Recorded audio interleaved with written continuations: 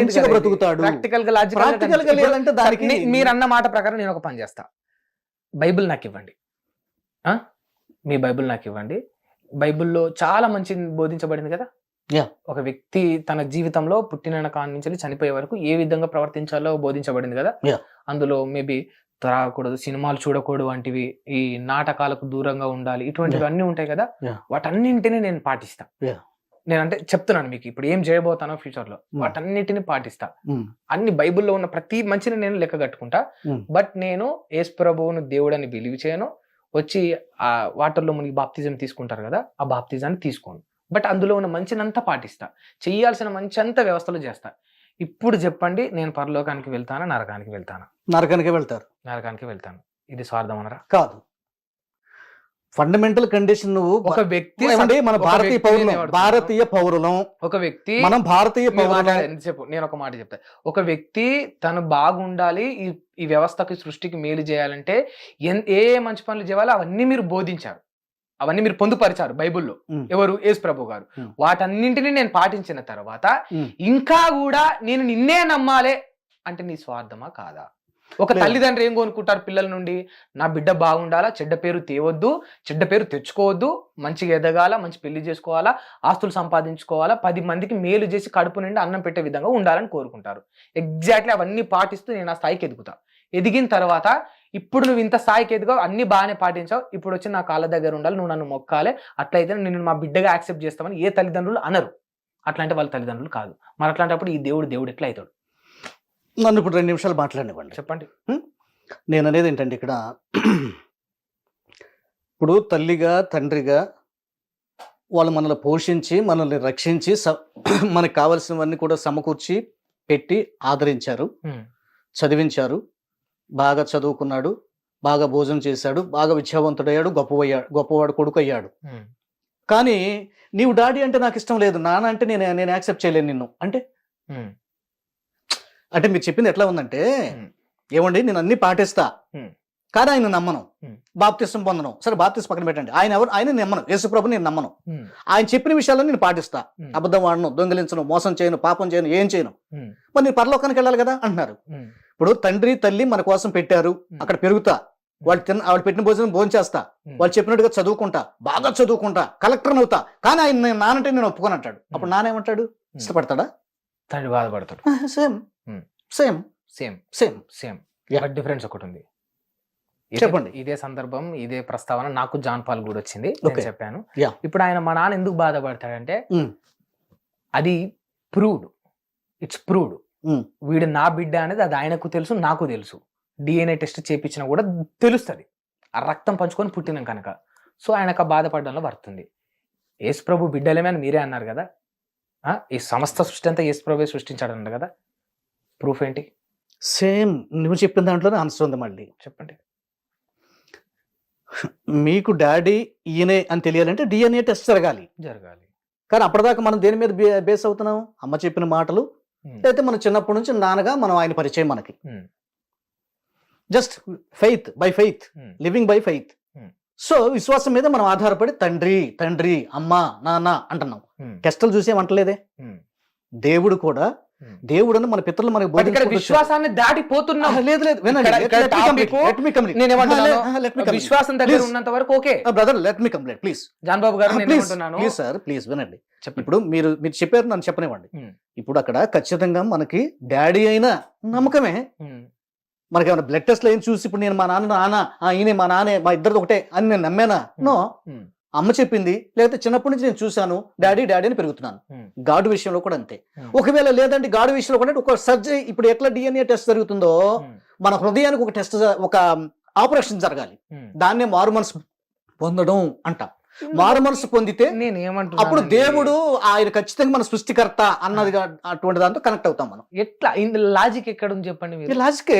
ఇప్పుడు మీరు డాడీ చెప్పారు, ఇప్పుడు DNA టెస్ట్ అనేది అది టెక్నికలీ ప్రూవ్డ్. అది అవును, ఒక పరిశోధన జరిపిస్తారు, అందులో ఉన్న DNA వాళ్ళకి సంబంధించిన ఏదైతే వారసత్వం ఉందో అది హెయిర్ రూపకంగా బ్లడ్ రూపం తీసుకొని చెప్తారు. అవును, అది ప్రూవ్డ్ అవుతుంది. అవును, మీరు అటు తిరిగి ఇక్కడ ప్రూవ్ చేయట్లే, మళ్ళా ఫోర్స్ చేస్తున్నారు. ప్రూవ్ చేయటం అంటే గాడ్, అందుకే చెప్తున్నది ఫిజికల్ గా భౌతిక దేహం గనక మనం ప్రూవ్ చేస్తాం సైంటిఫిక్ గా. దేవుడు అంటే ఏంటి? ఆయన ఆత్మస్వరూపి, ఆత్మ సంబంధమైన వ్యక్తి. ఆయన మనం ఎట్లా ప్రూవ్ శరీరధారిగా వచ్చాడు కదా, ప్రూవ్ చేస్తాం? దేవుడు శరీరధారిగా కూడా వచ్చాడు కదా. వచ్చాడు, వెళ్ళిపోయాడు ఆయన తిరిగి మళ్ళా వచ్చాడు కదా, వచ్చి వెళ్ళిపోయాడు. ఇప్పుడు సమస్య కాదు ఇది, ఆయనతో మనకు సమస్య కాదు. అసలు దైవికం రాముడు కృష్ణుడు హిందుత్వం ఉంది, ఇస్లాం వాళ్ళు ఉన్నారు, దైవం ఉంది అంటున్నారు. అంటే దైవత్వం అంటే ఏంటి? మనం ఇప్పుడు రాముడు డిఎన్ఏ టెస్ట్ చేద్దామా, కృష్ణుడు డిఎన్ఏ టెస్ట్ చేసి నమ్ముదామా? కాదే. హిందువులు వాళ్ళకి ఒక బిలీఫ్ ఉంది, దాన్ని బట్టి కృష్ణుడు మా దేవుడు, రాముడు మాకు దేవుడు, ఈశ్వరుడు మాకు దేవుడు అంటున్నారు. వాళ్ళు డిఎన్ఏ టెస్టులు చేశారు, మా తండ్రి మా దేవుడు అంటారు. కానీ వాళ్ళు ఇంకో దేవుడిని దేవుడు కాదు, సమస్తానికి రాముడి దేవుడు అనట్లే మీరు అంటున్నారు కదా. అన్నారు వాళ్ళు, కానీ మీరు అంటున్నారు మేము అంటాం. మరి మీరు అంటున్నప్పుడు ప్రూవ్ చేసుకోవాలి. ప్రూవ్ చేసుకోవాల్సిన అవసరం లేదు. అదే అంటారు, ప్రూవ్ చేసుకోరు. ఎలా నమ్మాలి దీనికి? అదే ఎలా నమ్మాలి? గాడ్ అంటే దానికి ఏదో ఒక ప్రూవ్ చేసుకుని అక్షరం చంపును ఆత్మ బ్రతికించని ఉంటది. ఆత్మీయ జీవితంలో జీవించే వాడికి ప్రూవ్ అవసరం లేదు. సరైన ఆధారం లేక ఈ రకంగా స్కిప్ చేస్తున్నారు. లేదమ్మా, లేదు. ఇంకొక విషయం మీకు చెప్తా వినండి, ప్రూవ్ చేసుకోవాల్సిన అవసరం లేదు. ఇప్పుడు వాళ్ళందరూ అంటలేదు కదండి, ఏ దేవుడైనా ఒకటేలేండి, ఏ దేవుడైనా ప్రేమించనివ్వండి అంటున్నారు. మీరు నచ్చిన దేవుని వాళ్ళు మొక్కుతున్నారు అంటున్నారు. సో కాబట్టి మీరు మాత్రమే యేసుప్రభు దేవుడు, యేసుప్రభుని నమ్మాలి, నమ్మకపోతే నరకం అంటున్నారు. తప్పు కదా అనేది మీరు అంటున్నారు. ఇప్పుడు నేను మీకేం చెప్తానంటే, ఆ ప్రధానమంత్రి మోదీ గారు ఉన్నాడు, రియల్ ఆయన ప్రధానమంత్రి. నా బొట్టుడు ఎవడే కూర్చున్నారే, నేను ప్రధానమంత్రి రా, అందరూ కూడా నేను ప్రధానమంత్రి గౌరవించండి అని అన్నాను అనుకుందాం. అంటే అట్లాగా నాయన మోదీ గారిని కూడా గౌరవించండి, ఆయన ప్రధానే, నేను ప్రధానే, మోదీ గారు కూడా ప్రధానే. అరే బాబు అంతెందుకు, మీ ఇంట్లో ఉన్న మీ నాన్న ప్రధానేరా, ఎవరైతే ఏంటి ప్రధాని కనుక గౌరవించండి అంటున్నాను. అంటే నేను డమ్మీ క్యాండిడేట్. మోదీ గారు అట్లా అంటాడా? ఆయన అనడు, ఎందుకని ఆయన రియల్. ఎవడు అంది, నేను ప్రధాని భారతదేశానికి అంటాడు ఆయన. సేమ్ ఇదే గాడ్ విషయానికి వచ్చేటప్పుడు కూడా ఒరిజినల్ గాడ్ ఎవరు, రియల్ గాడ్ ఎవరు అంటే యేసు ప్రభువే. అందుకని నేను తప్ప వేరొక దేవుడు లేడు అని చెప్పాడు. మిగిలినటువంటి వాళ్ళు ఏంటి, ఏ రూపంలో పూజించండి, ఏ రూపంలో సేవించండి, నాకే చెందుతుంది అంటారు. అయితే ఇక్కడ సమస్య వస్తుంది. అప్పుడు కొందరు తెలివి కళ్ళల్లో వచ్చి ఏమంటారంటే, అరే నిజంగా జాన్ బాబు వచ్చి ప్రధానమంత్రి అంటాడు, నరేంద్ర మోడీ ప్రధానమంత్రి అంటారు, మరి నిజంగా ఇద్దరు ప్రధానమంత్రి ఎవరో తెలుసుకుందాంరా, ఇది పెద్ద సమస్య అని కొందరు తెలివి కళ్ళు మేధావులు ఏం చేస్తారంటే తెలుసుకునే ప్రయత్నం చేస్తారు. జనాలు ఓట్లేసిన దాని ప్రకారం కావచ్చు, election commission, Indian election commission announcement కావచ్చు, భారతీయ జనతా పార్టీ అధికారంలోకి వచ్చి ఉంటుంది. వచ్చిన భారతీయ జనతా పార్టీ ఎవరిని అందరు ఎన్నుకొని ప్రధానమంత్రిగా వాళ్ళు నిలబెట్టుకున్నారో అది కూడా అక్కడ కనిపిస్తుంది. అదంతా ప్రూవ్డ్ అన్నమాట లెక్కలు. ఇప్పుడు గూగుల్లో who is the PM of India అని కొట్టినా కూడా వస్తుంది. ఇవన్నీ కూడా ప్రూవ్డ్. ఇప్పుడు నేను who is the God of కొడితే మంచి తెలివైన వాడివి. ఎనీవే నేనేమంటున్నానంటే, సేమ్ అరే ఇప్పుడు ఎవరినైనా మొక్కండి అంటున్నారు ఏంట్రా ఈ హిందూ సోదరులు అని. భారతదేశంలో ఉన్నటువంటి మన ప్రజలందరూ కూడా ఆలోచన చేసి మన దేశాన్ని తీసుకున్నాం. మన దేశంలో ఇప్పుడు దాదాపుగా చాలా మంది హిందుత్వాన్ని విడిచిపెట్టి క్రైస్తవ్యంలోకి వస్తున్నారు. కారణం ఇదే, ప్రూవ్ చేసుకుంటున్నారు, వాళ్ళు వెరిఫై చేస్తున్నారు. ఏది దేవుడు అంటే అసలు ఎట్లా ఉండాలి, గుణ లక్షణాలు ఎట్లా ఉంటాయి, ఆయన బోధలు ఎట్లా ఉండాలి, ఆయన తత్వం ఎట్లా ఉండాలి అని మన భారతీయులైనటువంటి వారు, పండితులైనటువంటి వారు పరిశీలన చేసి పురువు అయిన తర్వాత యేసు ప్రభు నమ్ముకున్నారు. సేమ్ నువ్వు చెప్పిన రీజన్ ప్రకారం. అది నేను చెప్పే ఆన్సర్. భగవద్గీత కంటే గొప్ప బోధనలు బైబిల్లో ఉన్నాయా? భగవద్గీత నిన్న మొన్న వచ్చింది. ఇప్పుడు బ్రహ్మం గారు చెప్పిన కాలజ్ఞానం నెరవేరుతుంది అని కొంతమంది చెప్తారు. బ్రహ్మం గారు చెప్పిన విషయాలన్నీ కూడా ముందు బైబిల్లో ఉన్నాయి. నేను వీడియోలు కూడా చేశాను, 1-2. అంటే ముందు ఆల్రెడీ భగవద్గీతలో చెప్పినా, లేకపోతే ఇంకా మీరు ఏ గ్రంథాలు, హిందూ గ్రంథాలు చెప్పినా సంస్కృతంలో ఉన్నాయి. సంస్కృతం ఎప్పుడు వచ్చింది, లిపి ఎప్పుడు వచ్చింది, ఇవన్నీ కూడా నిన్నగాక మొన్న వచ్చినవి. సో మూలంలో ఆ యూదులు అనేటువంటి వాళ్ళు చరిత్రలో మొట్టమొదటగా మనకు కనబడుతున్నారు. వాళ్ళ హిబ్రూ లాంగ్వేజ్ అనేటువంటిది, ఆ గ్రంథాల్లో ఉన్నటువంటి మాటలు సత్యాలే ఈ బ్రహ్మం గారు చెప్పిన అవే చెప్తున్నారు. మీరు చెప్పినట్టుగా కృష్ణుడు శ్లోకాలు, లేకపోతే తాత్పర్యమో, లేకపోతే పద్యాలు, సంథింగ్ నీతి సూత్రాలు అనుకోండి, ఏమన్నా కానివ్వండి, భారతంలో ఉన్నటువంటి మంచి మంచి విషయాలు కూడా, ఒకవేళ మంచి విషయాలు ఉండవని నేను చెప్పను. ఎందుకంటే ప్రతి గ్రంథంలోనూ మంచి విషయం, అరే బాబు మంచిగా బ్రతకండి అని చెప్తాయి, అంతవరకు నేను యాక్సెప్ట్ చేస్తా. కానీ ఇవన్నీ కూడా బైబిల్ తర్వాతే, బైబిల్ బేస్ చేసుకునే వచ్చినాయి. కాబట్టి నాకు అసలు మూలమైనటువంటిది అది ఉంది. ఇంకెందుకు? ఇప్పుడు మీకు సీఎం గారి పరిచయం ఉంది, మంత్రి గారి పరిచయం ఉంది, మీ ఊర్లో ఉన్న ఎమ్మెల్యే పరిచయం ఉంది. కాబట్టి ఇప్పుడు నేను ఏదైనా ఒక మంచి పని జరగాలంటే నేను ఎమ్మెల్యే దగ్గరికి వెళ్ళాల్సిన అవసరం, నాకు సీఎం గారి పరిచయం కదా, నేను డైరెక్ట్ గా అక్కడికి వెళ్తాను. సో కాబట్టి ఖురాన్ గ్రంథమైన, భారతమైన, భాగవతమైన, ఇతిహాసాలైన, పురాణాలైన ఇవన్నీ కూడా ఇవన్నీ కూడా ఒక లిమిట్ లో ఉన్నవే. అన్లిమిట్ గా ఉన్నది, సత్యానికి పూర్తిగా దగ్గరగా ఉన్నది బైబిల్ గ్రంథం. అందుకని నేను బైబిల్ దగ్గరికి వెళ్తాను నేను. సో ఇప్పుడు వాళ్ళే పడ్డానికి ఇప్పుడు ట్యాప్ లో అయిపోయింది. అంటే క్రీస్తు దేవుడు సార్ కాదు. మీ సామాన్లు మాకు అక్కర్లేదు, పెట్టేయండి సార్ ఏదో సామాన్లు అయిపోయా. అతనికే బాలయేసు. చాలా మంది హిందువులు కూడా అంటే మతం, ఈ మతం నుంచి ఆ మతంలోకి, ఆ మతం నుంచి ఈ మతంలోకి మారుతున్నారు. చూసుకున్నట్లయితే ఆంధ్రాలో 25% క్రైస్తవులుగా మారారు అనేది అంటున్నారు. అది కేవలం పథకాల కోసం మారారంటారా, లేకపోతే దానికి ఏమన్నా రీజన్ ఉందంటారా? ఏ రీజన్ లేదు, జస్ట్ గొర్రెలు కాబట్టి గొర్రెలేని అంతే. అంటే ఇప్పుడు పథకాల కోసం మారారంటారా? 2004లో సునామీ వచ్చినప్పుడు ఈ దరిద్రులు అంటే బ్రాకెట్లో గొర్రెలు ఆ సునామీలో గూడు లేని వాళ్ళ దగ్గరికి వెళ్ళి కిట్లు పట్టుకెళ్ళి చెప్పు గొర్రె ఆడి పేరు చెప్పు, ప్రార్థన చేయి, అప్పుడు ఇది ఇస్తాం. అదేంటి సార్ అర్థం కాలే? అలా ఎలా ఉంటుంది సార్? మతం మార్చడం వాళ్ళ జీవిత లక్ష్యం. ఇప్పుడు మీకు అర్థమయ్యేలా చెప్తానమ్మా. మీరు వేదాలు ఏం చదవలే, ఉపనిషత్తులు చదవలే, అతను కూడా చదవలే, కానీ ఓ మొక్క సాగని చెప్తే మీరు పూర్తి చేస్తారు. అక్షర మొక్క రానోడు కూడా రోడ్డు మీద నడిచెళ్ళే అక్షర మొక్క రాని వాడి దగ్గరికి కూడా వెళ్ళి సర్వే జన ఎలా చెప్పావు? మన బ్లడ్ లో ఉంది అది, మన హెడ్ లో ఉంది అది, ఈ మట్టిలో ఉంది, అది మనం.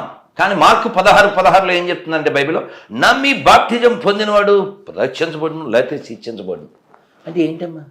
ఇప్పుడు మీరు డిమార్ట్కో, విజయాతకో, రిలయన్స్కో వెళ్ళారు, ఏం కొనాలో మీ ఇష్టమా ఆడిష్టమా? మన ఇష్టం సార్. మీరు మొత్తం తిరిగేసి షాప్ అంతా తిరిగి ఆ చిన్న విక్స్ డబ్బా కొన్నారు, లేదా ఒక 2 అరటిపళ్ళు కొన్నారు.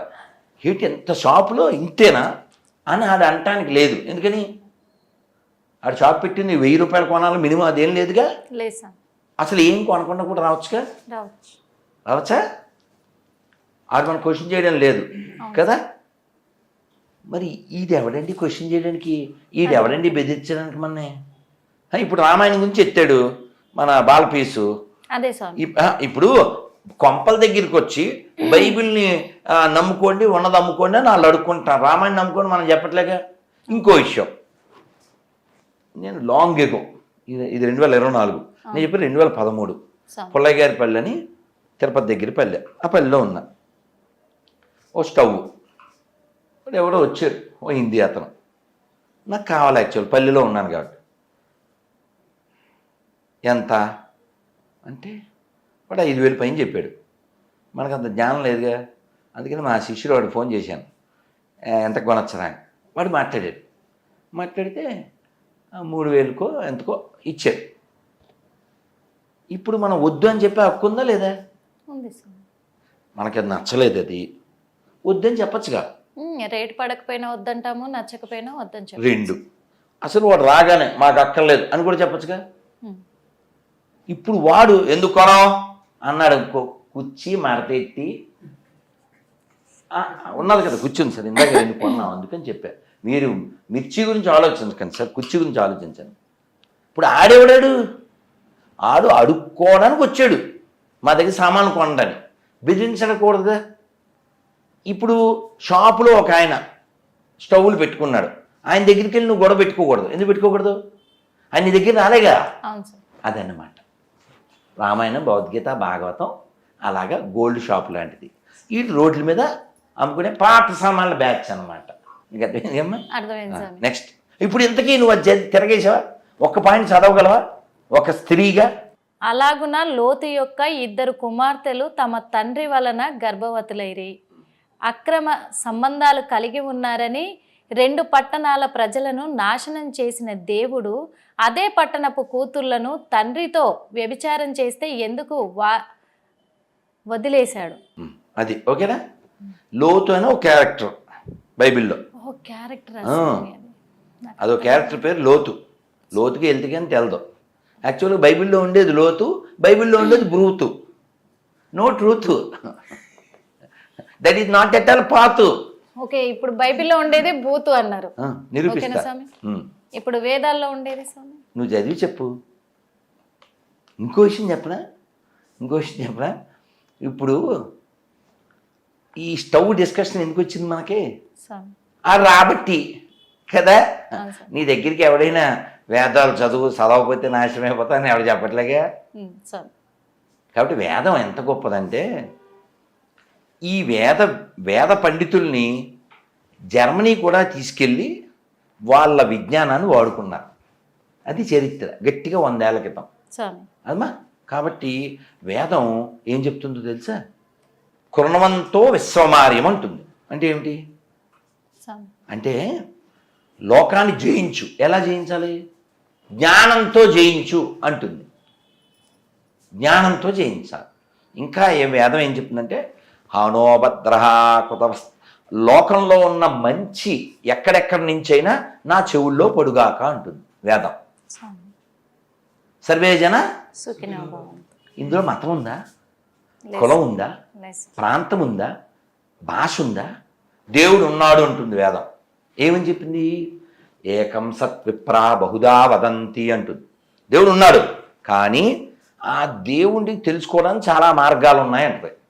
ఇప్పుడు మీరు రైస్ బ్యాగ్ కొనాలమ్మా, ఎక్కడ కొనాలి? మీ ఇష్టం, అవును సార్. మీ ఇష్టమమ్మా. డీమార్టోడు బెదిరించే హక్కు లేదు, లేదు. రిలయన్స్ తోడు మిమ్మల్ని బెదిరించే హక్కు లేదు, విజయతోడు కూడా లేదు. అవునా? మీరు ఎక్కడ కొనాలో మీ ఇష్టం. లేకపోతే పల్లికి ఫోన్ చేసి, మీ పల్లికో తల్లికో ఫోన్ చేసి అత్తగారు 2 పంపించండి అని చెప్తారు. స్వామి వాట్స్ రాంగ్ కదా? కానీ ఈడు అలా చెప్పడు. మేము ఆల్రెడీ తయారు చేసాం రెస్టారెంట్లో, నువ్వు తినాల్సిందే కొనాల్సిందే అంటాడు. ఇప్పుడు నేను ఉన్నానమ్మా, ఒంటి భోజనం కానీ ఒక భోజనం చేస్తాను, ఇప్పుడు నీళ్ళే తాగుతాను. ఇదే జలమే బలం. ఇవాళ మధ్యాహ్నం భోజనం చేసినా మళ్ళీ ఎల్లుండి చేస్తాను. ఎందుకని? రేపు ఏకాశి. ఓకే. అవునా? రేపు పొద్దున్న గురిసి మీకోసం నేను వడలు పాయసం చేసుకొచ్చానంటే తిన్నాను, నువ్వు తిను అంటాను. అంతకు మంచి ఏం చేయలేను కదా. కాబట్టి నువ్వు వండేసింది నువ్వేం తినేయాలంటే ఎలాగా? నువ్వు వండెత్తే తినేస్తారేటి లేదు. కదా. అందుకని దేవుడు ఎవరో నువ్వు ప్రయత్నం చెయ్యి, అంతేగాని వీడు వంట చేసాడు పెట్టినట్టు నమ్మేయాలి. ఇంకో విషయం ఏంటంటే, ఇక్కడ ఉన్న 5గురికి దేవుడు ఉన్నాడని నమ్మకం ఉందిగా. మనం అందరం ఓసారి చెప్పండి.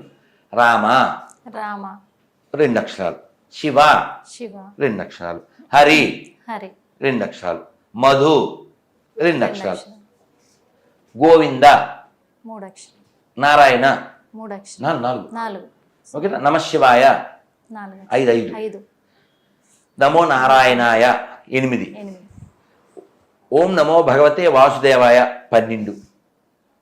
అదవుతుందమ్మా. హరే కృష్ణ కృష్ణ కృష్ణ హరే హరే, హరే రామ రామ రామ హరే హరే. ఇది 32 అక్షరాలు. ముందు మొదలు పెట్టినప్పుడు ఎన్ని? 2, చివర 32. మధ్యలో 12 ఉంది, 6 ఉంది, 5 ఉంది, 8 ఉంది, 4 ఉంది, 3. నీ ఇష్టం. అసలు ఇవన్నీ పిలవద్దు నువ్వు. Just oh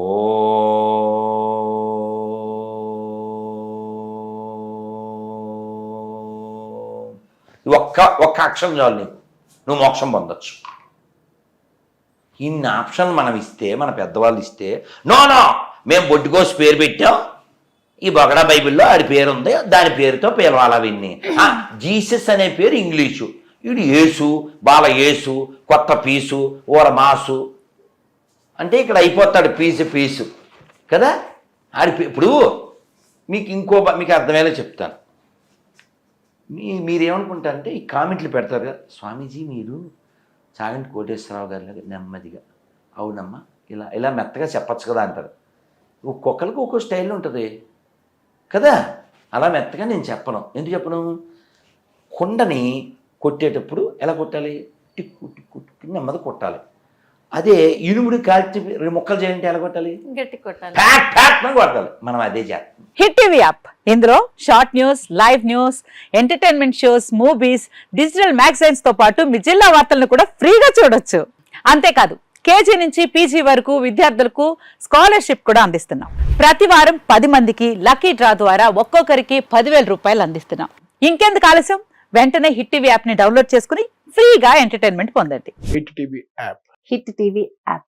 Please download Hit TV app. Hit TV యాప్ని ఫ్రీగా డౌన్లోడ్ చేసుకొని ఎంజాయ్ చేయండి. మీకు నచ్చిన ఎంటర్టైన్మెంట్ కోసం హిట్ టీవీ యాప్ ని ఫ్రీగా డౌన్లోడ్ చేసుకుని ఎంజాయ్ చేయండి. హిట్ టీవీ యాప్ని డౌన్లోడ్ చేసుకుని ఆస్వాదించండి, ఆశీర్వదించండి. ఇంతమంది సెలబ్రిటీలు హిట్ టీవీ యాప్ ని డౌన్లోడ్ చేసుకోండి అని చెప్తున్నారంటే ఎంత మంచి యాప్ ఆలోచించండి.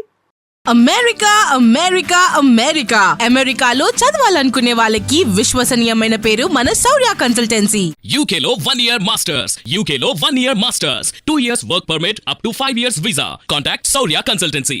Contact 89851 89851.